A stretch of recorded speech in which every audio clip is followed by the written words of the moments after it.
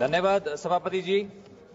Economic survey 23-24 के अनुसार भारत की 65% जनसंख्या 35 वर्ष की से कम उम्र की है, परंतु इनमें से अधिकांश के पास आज की डिजिटल और तकनीकी अर्थव्यवस्था के लिए आवश्यक कौशल नहीं है। मैडम, हमारी सबसे बड़ी चुनौती है स्किल मिसमैच, यानी नौकरी है पर सही कौशल नहीं। आज आर्टिफिशियल इंटेलिजेंस के कारण हमें जरूरत है कि हमारे युवाओं का स्किल डेवलपमेंट भी मिशन मोड पर हो। आज जरूरत है कि हम सप्लाई ड्रिवन स्किलिंग मॉडल की बजाय डिमांड ड्रिवन स्किलिंग मॉडल की तरफ जाएं। जब तक हमें सही आंकड़े नहीं मिलते तब तक ना नीति बनेगी ना समाधान। इसलिए सभापति जी, मेरा आपके माध्यम से केंद्र सरकार से आग्रह है कि देश भर में राष्ट्रीय कौशल जनगणना स्किल सेंसस कराई जाए, जिससे हमें यह पता चल सकेगा कि कहां किस क्षेत्र में किस प्रकार के कौशल की आवश्यकता है। युवाओं को केवल नौकरी की तलाश में भागीदार नहीं बल्कि भविष्य के निर्माण का शिल्पकार बनाने का समय आ गया है। धन्यवाद।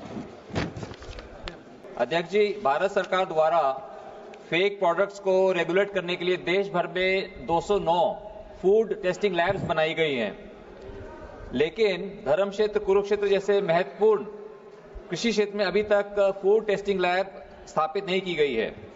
तो सर, आप जानते हैं कि आजकल खाने के अंदर कई बार बहुत अधिक पेस्टिसाइड, वीडिसाइड, केमिकल की मात्रा पाई जाती है, जो कि खाने पीने की चीजों की गुणवत्ता पर गंभीर सवाल भी खड़े करती है। सर, मेरा आपके माध्यम से माननीय मंत्री जी से प्रश्न है कि क्या सरकार one district one food testing lab के सिद्धांत पर चलते हुए धर्म क्षेत्र, कुरुक्षेत्र की जनता के स्वास्थ्य के हित में और वहां के किसानों के विकास के लिए क्या आप वहां पर एक फूड टेस्टिंग लैब स्थापित करेंगे? धन्यवाद। सर, माननीय सांसद की चिंता एकदम जायज है और ये चिंता सर हमारी सरकार की भी है। जहां हम लोग फूड सिक्योरिटी की बात करते हैं, वहीं फूड सेफ्टी भी उतना ही प्राथमिकता देने का कार्य हमारी सरकार करती है।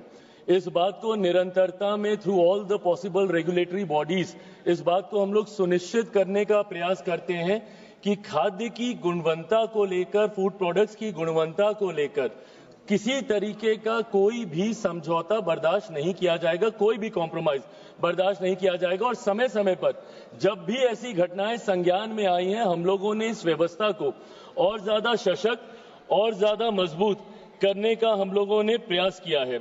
आपके माध्यम से सर मैं इतना जरूर बताना चाहूंगा कि इसी चिंता को ध्यान में रखते हुए 2024-2025 में जब माननीय वित्त मंत्री जी के द्वारा जब बजट पेश किया गया था, तो उसमें 100 नए फूड टेस्टिंग लैब्स के प्रावधानों को जोड़ा गया था।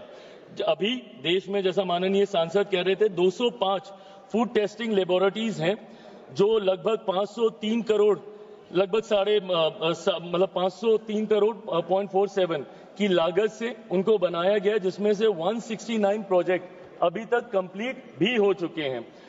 100 नए फूड टेस्टिंग लैब्स को आने वाले दिनों में सर देश भर में लाया जाएगा, इस बात को सुनिश्चित करने के लिए कि फूड की गुणवत्ता के साथ कहीं कोई समझौता ना हो।